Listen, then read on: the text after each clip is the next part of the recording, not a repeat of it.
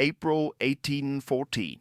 For 10 years, one man has dominated Europe, Napoleon Bonaparte, Emperor of the French. Under his military genius, France conquered an empire that spanned the continent. But finally he has been defeated by a grand coalition of his enemies. Napoleon is forced to abdicate and exiled to the tiny island of Elba, while the Bourbon monarchy is restored to France in the corpulent form of Louis XVIII.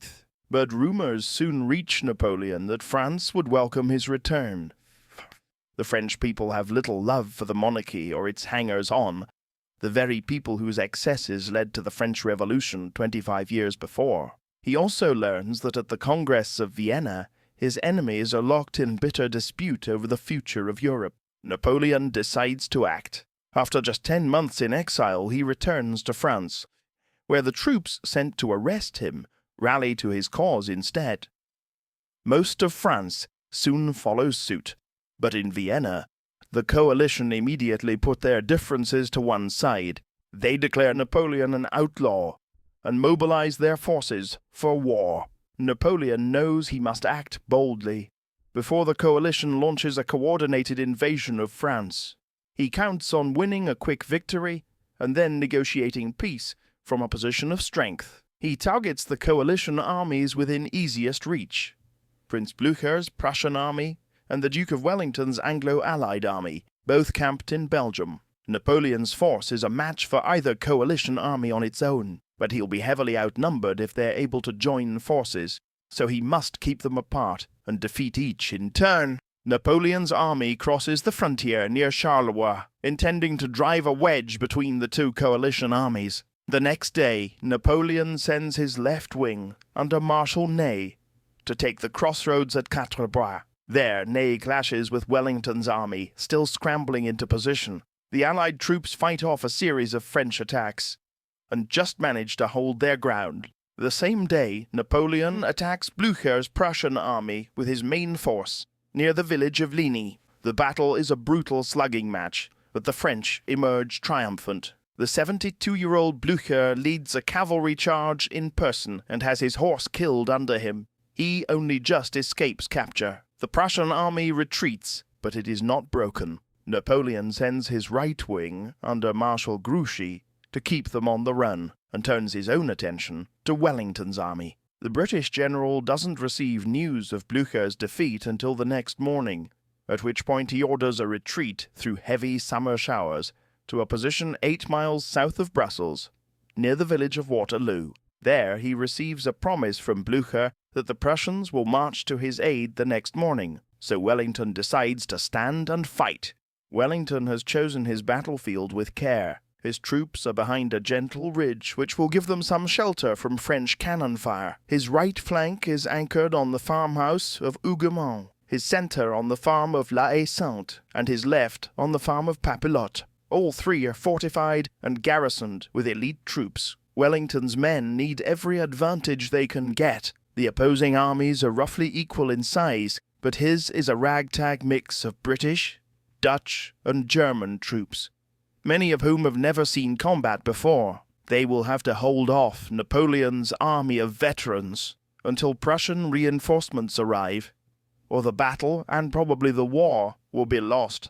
Sunday dawns bright and fair. Napoleon has ordered Marshal Grouchy to pursue the Prussians and keep them busy, while he defeats Wellington's army at Waterloo and opens the road to Brussels. But it's Grouchy who gets pinned down, fighting the Prussian rearguard at Wavre. The main Prussian force eludes him and is already marching to Wellington's aid. At Waterloo, Napoleon delays his attack, waiting for the ground to dry, which will make movement easier for his troops. But the lost hours will later prove costly. The battle begins around 11 a.m., when Napoleon orders a feint against Wellington's right flank at Hougoumont. He hopes Wellington will commit his reserves here, drawing them away from the centre, where the main blow will fall.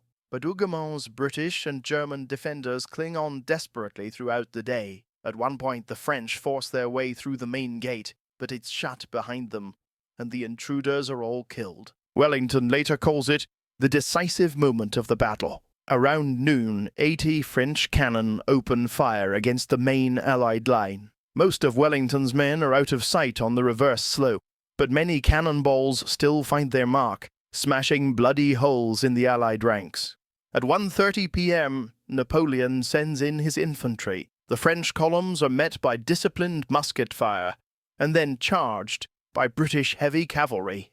The French attack disintegrates as Napoleon's men try to save themselves from the crushing hooves and flashing sabres. Scores of Frenchmen are ridden down, and 2 of their famous Eagle standards are captured.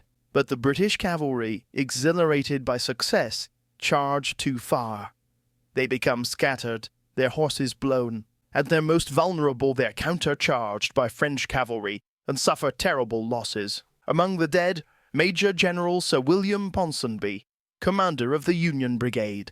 Around 4 p.m., Marshal Ney thinks he sees the Allies begin to retreat and leads a mass cavalry charge to drive home the advantage. But Ney is wrong. The Allied infantry are ready, formed in hollow squares with bayonets fixed. The French cavalry can't break into these impregnable formations. They can only circle impotently until they retreat or are shot from the saddle. Ney's failure to support this attack with either infantry or artillery is a serious blunder. Meanwhile, Blücher's Prussians have begun to arrive. They capture the village of Plancenoit, threatening Napoleon's flank and forcing him to send reserves to recapture it.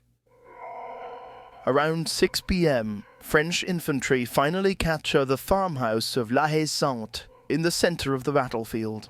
It allows the French to bring forward artillery and blast the Allied squares from close range. They can't miss the closely packed formations, and casualties quickly mount. It begins to seem that if Wellington's army doesn't retreat, it will be killed where it stands. But the situation for Napoleon is also desperate. The Prussians are arriving in force, and he's running out of men to throw against Wellington's army. So he turns to his ultimate reserve, the elite Imperial Guard, the most feared troops in Europe. At 7:30 p.m., 3,000 of these battle-hardened veterans march past their emperor and across the corpse-strewn battlefield towards the Allied center. Wellington's redcoats rise to meet them and pour devastating volleys of musket fire into their ranks. When the Allies fix bayonets and prepare to charge, the Imperial Guard wavers and then retreats. Wellington, sensing victory, orders a general advance. About the same time, the Prussians recapture Plancenoit. News of the Imperial Guard's defeat and rumors of encirclement by the Prussians sweep through the French ranks. Panic breaks out, and the French army flees the battlefield. Only Napoleon's old guard maintain their discipline, mounting a heroic but doomed rearguard action. Napoleon himself is forced to abandon his carriage and barely escapes the pursuing Prussian cavalry. The battle is won. The Duke of Wellington and Prince Blücher meet and congratulate each other outside Napoleon's former headquarters, an inn called La Belle Alliance. Blücher thinks it's the perfect name for their shared victory, but Wellington prefers the more English-sounding Waterloo, where he has his own headquarters. The Battle of Waterloo was, in the words of the Duke of Wellington, a damned near-run thing. It was also one of the bloodiest battles of the age. Around 50,000 men were killed or wounded, 23,000 coalition casualties, 27,000 French, due to an appalling shortage of medical care. Many of the wounded were left lying on the battlefield for several days. Napoleon was utterly defeated. Unable to raise another army, he surrendered to the British. They transported him to a second exile on the tiny, remote Atlantic island of St. Helena. This time there was no escape. He died there 6 years later. Waterloo marked the beginning of a period of relative peace in Europe. There were no wars between the great powers for 40 years, and the British would not fight on the continent for another 100 years, until the summer of 1914.